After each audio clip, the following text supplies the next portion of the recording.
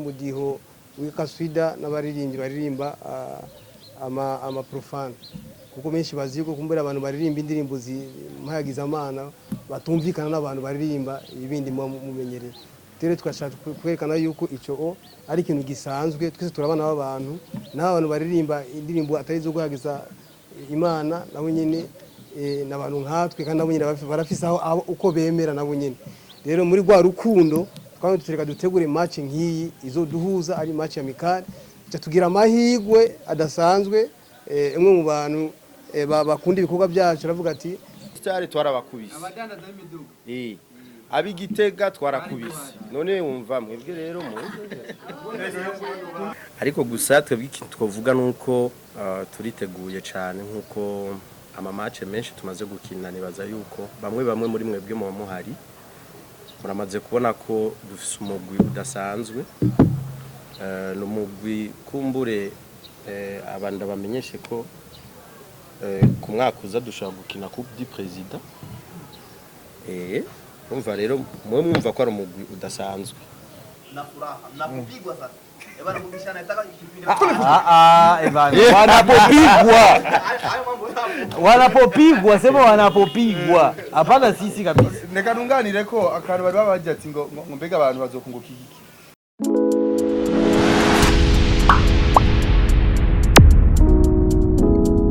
kuba ngaha uno munsi itariki 25 z'ukwezi kwa kane aho tugiye kurabira hamwe gikorwa kidasanzwe cyangwa se match idasanzwe izoba le 27 itariki 27 hirya y'ejo match izo bikomeye cyane izo bigizwe n'abaririmbyi baba star b'umuziki nkuko mubabona hajya kuri kijya capa cyacu hajya n'abaririmbyi b'imidiho y'ikaswida ino match ni match idasanzwe kuko izo bifise ihurikiyemo public z'abantu benshi kandi bo mu mice bo micungararo micungararo okay itandukanye mubabarire hama rero uno munsi ntarenze kurandira kino gikorwa ni asemu bitatu kibanza cy'abarundi bose twese abantu twese twihagarira ari two turabira match ariko mu kibanza cy'iteka cyangwa se muri VIP hajya muri tribune ni bitanu anoza bicari hajya ariko arabana match neza murakoze cyane rero kantange ijambo kubari impaye ariwo association asemu hama cyo tubana kwa monsieur le directeur wa PJ murakoze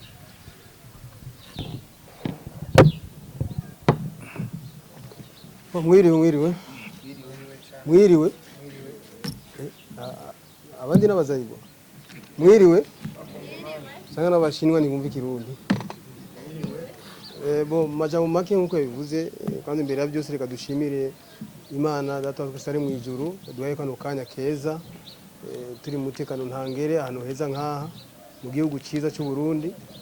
ama dushimire umwe wese mu cyubahiro ciwe wese muri ngaha mwitagiye kano kamo kacu hama gira kabiri twagira tubamenyeshe neza yuko match ari match nkuko yayivuze Isaac inumbere match ni umwizero match hope match numbere yo gutegura iyi match cyambere n'ugukomaza bwa buvandimwe hagati y'abaririmbyi b'umudiho w'ikaswida n'abaririmbyi baririmba ama profane kuko menshi bazi ko kumbura abantu baririmba indirimbo zimpayagiza amana batumvikana n'abantu baririmba ibindi mumenyereye tere twashaka kwerekana yuko ico ari ikintu gisanzwe twese turabana abantu n'abantu baririmba indirimbo atari zo guhagiza imana nabo nyene n'abantu nkatwe kandi nabo nyene barafise aho uko bemera nabo nyene rero muri gwa rukundo twari tureka dutegure match nkiyi izoduhuza ari match ya mikali tugira amahigwe adasanzwe emwe mu bantu bakunda ibikorwa byacu aravuga ati kugira ngo ndabatera intege reka shiri inka imbere yanyu muze munyinyane haje imbere basha umuntu azosinda ubundi azoca ayiterura rero ni muri iyo ntumbero yo tuvuga tereka dutegura iyo match rero kugira ngo muri bwa bucuti bwa rukundo no kwerekana amakungu yose yo mu Burundi ari igihugu ciza igihugu nyabagerwa igihugu kirimo urukundo n'amahoro hama ikindi naco dushimire kandi byimazeyo PG Classic kuko yaradufashije cyane kuva dutangura mbere mwashaka kuva dutangura kwerekana ibikorwa byacu ku mugaragaro yaradufashije cyane gose. PG Classic rero tuvuga ati Imana ibandanye kubahezagire kandi nawe ni bandanye gutera imbere nk'umuzinga. Hama nk'uko yabivuze Isaac, match izoba dimanche, dusigaje iminsi mike gose, mike gose. Niyo mpamvu twabasaba abari ngaha iyi nkuru no munsi nyene bashe murare mushize online abantu bose babimenye kuko dusigaje n'iminsi mike cyane. Dimanche azobari ku munsi wa Mungu, amatike gwera isazi 5 azoba yatanga kugurishwa ngaha kandi turabyiteguyemo neza, umutekano, protokole, azoba ari ibintu bidasanzwe ku buryo abantu bumve yuko azoba ari ibintu byiza cyane kandi byateguwe neza. Rero bivaye n'ukuntu kumbere turi benshi hano kandi benshi twifuza gushikana ibyiyumviro byacu, byandi bavuga ati indokera kuyamara y'umugabo ikundwa nabake kandi kuvuga menshi siko kuyamara. Gusa mwumve yuko asemu twitayari kwerekana impano zacu no kwimenyekanisha ku isi yose yuko turiho tuko turakora ibikorwa sukuni hazimana gusa ariko mbere no mu bucuti no mu bugenzi nabyo nyine tubirimwo. Nuko majambo make reka mpe ijambo yakubahwa directeur wa PG nawe nyine agira cyashikirije kugira ngo kuko ibindi turaza kwivuga hanyuma. Murakoze cyane. Indamutso mwamaze kuzironka babaramukije, twese twabaramukije, niteka nange ryo kuba turi kumwe namwe uno munsi. Nusubira kandi gushimira Asemu yo yimviriye kino gikorwa ikavuga iti reka duhuze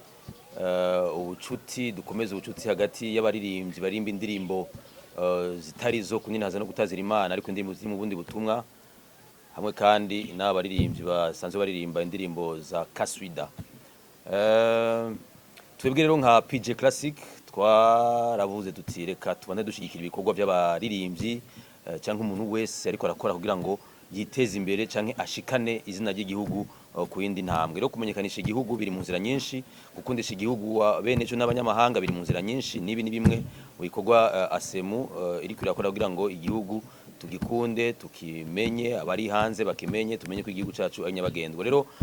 mu ntumbero ya PG Classic yandi yo gushigikira ibikorwa abanyamitahe abafise icyo bari barakora kugira ngo biteze imbere biyungunganye, bavyaze umusaruro impano zabo cyangwa ibikorwa byabo bibinjize amafaranga. Ni binyene muri ko murabona two turashigikira nkuko twabitangwe twabyemeje. Nibaza ko gashoro muri Asemu twakoranye ibikorwa bitari bike, hari ku itariki ya 30 bategura igitaramo ca Delfit Iraidi, twari kumwe nabo mu ntango turategura n'ikiganiro ivy'Imana yifuza nabo bashobora kubikora batagumye gusa muri idini cyane bagumye muri Islam. Rero tubwire turi kumwe nabo turabashigikiye gushika iyo tariki, n'inyuma iyo tariki ku kindi gikorwa cyangwa kubindi bikorwa turabaha ikaze muri PG Classic kandi n'abantu bose bashaka gushigikira ibikorwa nk'ibi kuko abanyamitahe abafise amashira hamwe amahinguriro bashigikira ibikorwa nk'ibi ni inzira nziza yo kumenyekanisha ibikorwa byabo biciye ku rubuga kuri tariki 27 ku munsi wa Mungu, ariko kandi no kwisamiriza no ku maradiyo mu mapublicité mu bimenyekanisha ibyo bikorwa baravugwa bakerekana ko ndabo nyene bashigikira ibikorwa bindi. Rero ni byiza cyane, dushimire bano bantu bari hano Giovannis dusanzwe tunakorana muri PG Classic tubafite amasezerano. Turashimira kandi Ora Motors turi kumwe nabo nyene basanzwe bari abafatanya ibikorwa bya PG Classic. Twabonye Rise and Shine ariko kandi na Top Water hamwe na nishira hamwe ya Abimu. Rero bose turi kumwe, rero nibaza ko ni igikorwa gikomeye cyane gutuma nabo nyine bamenyekana, bumva ko bashigikira ibikorwa nk'ibi byo kuja hamwe byo kwerekana ubucuti buvandimwe no match amikari izohuza Asemu n'abaririmbyi. Murakoze cyane. Nashaka gushimira Imana yo yemeye ko mba ndi hano kuko ni ibintu bidasanzwe kuba kumwe namwe, kuba kumwe n'abajene nka mwebwe birampimbaye cyane. Bo vyimva mutima nashaka gushimira PG Classic kuko dusanzwe turabafatanya bikorwa babo, dusanzwe dukorana neza, basanzwe batugirira ama publicité mu byo dusanzwe dukora. Dusanzwe twebwe dukora tudandaza le materiel medical, ibikoresho byose byo kwa muganga, ibyo muzi bakoresha kwa muganga byose turabigurisha. ego n'ubundi muntu wese abikeneye uwo muzokumva bikeneye karibu cyane murashobora kudutelefona cyangwa mukabaza kuri PJ Classic dusanzwe dukorana neza. Hama nashaka gushima iki gikorwa ni Amibu ni Asemu yiyumviye gukora ni igikorwa ciza ku gihugu kuri kazoza na cyane muri kazoza cyane na cyane muri yambone ya 2040 kuko ni igikorwa cyo kwerekana ko mu Burundi hari inzira nyabagendwa umuntu wese ashobora kwidegembya. Ego hama nashaka no gushimira abo bantu bagiye hamwe bakiyumvira gukora ico gikorwa. Twari tuzi ko umuziki hari umuziki wa ba Fizo na ba Satibi na ba Roriro like ubundi muziki jewe ntawo narinzi mugo urumva ngiye Kaswida ngiye kuwumva. Rero ni vyiza cyane mwarakoze ko mwagiye hamwe kugira ngo mutwumvishe ibyo tutari dusanzwe tuzi. Nibaza ko benshi hariho benshi nkanje basanzwe batari bawuzi ko musa bazoca bawumvira. Merci beaucoup murakoze cyane. Nibaza na Jesse subiramo kubaramutsa kuko abadutangurira baramukije. Hanyuma twebwe nta byinshi dufite tuvuga, twe dukoresha ibikorwa kandi umunwa rimwe na rimwe iyo bishitse turawukoresha nawe nyene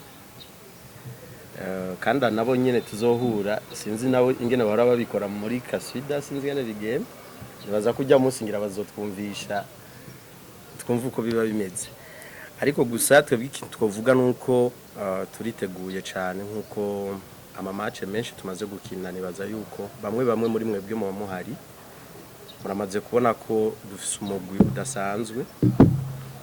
n'umugwi kumbure abanda bamenyeshe ko ku mwaka uza dushaka gukina Coupe du Président umva rero mwe mwumva ko ari umugwi udasanzwe ariko ntituzobatsinda byinshi kuko twese turi mu mugwa umwe tuzogerageza turabe ingene tubijera rero gusa mwitegure vraiment muno munsi twebwe n'ubu bari mu entraînement cyo gituma mubona yuko na jeje nyene abandi bavuga bati twebwe ebana tuzoza hajyanye kuko barumvise inka